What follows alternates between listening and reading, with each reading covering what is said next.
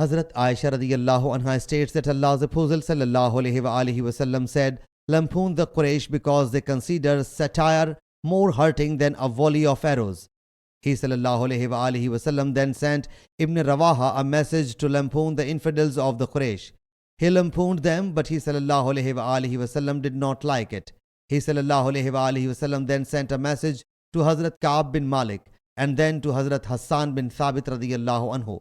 When Hazrat Hassan bin Thabit radiyallahu anhu entered the presence of Allah the Apostle sallallahu alaihi wasallam, he submitted, "Now time has come. You have sent a message to such a lion as thresh with its tail."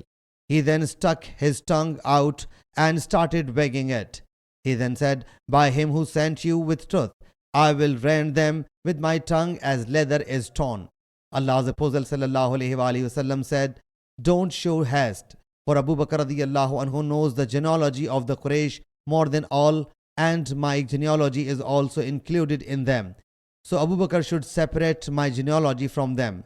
Hazrat Hassan radiyallahu anhu went to Hazrat Abu Bakr radiyallahu anhu and then returned and submitted, "O Allah's Apostle sallallahu alaihi wasallam, your genealogy has been separated. By him who sent you with truth, I will take you aside from them as a hair is plucked out of dough."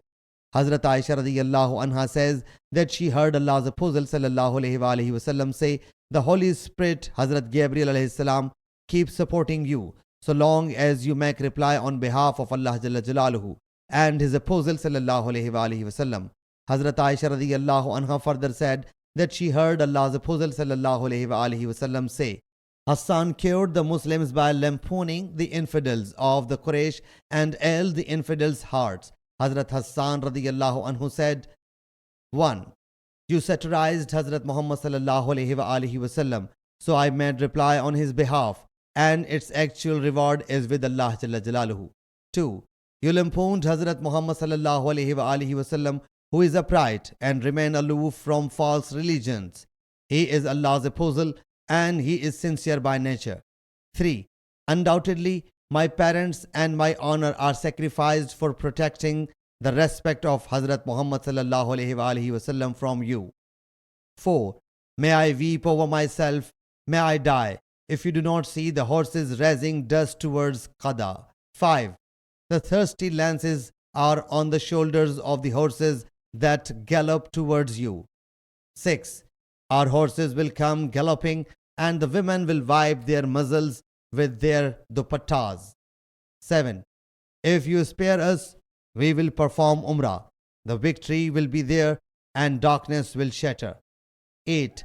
Otherwise, wait for the day when Allah Jalla Jalaluhu will grant honor whosoever He Jalla Jalaluhu wills. 9. Allah Jalla Jalaluhu says, I have made a bondsman and apostle who says the truth and there is no ambiguity in it. 10. Allah Jalla Jalaluhu says, I have formed a troop who are the helpers. Their only aim is to confront the enemies. 11. That troop is ready to censure, fight or lampoon every day. 12. So whoever of you satirizes Allah's Apostle sallallahu alaihi wasallam, praises him or helps him, all are equal. 13. And Hazrat Gabriel, Allah's Apostle, is present among us. He is the Holy Spirit who has no match. Sahih Muslim Hadees number 6345.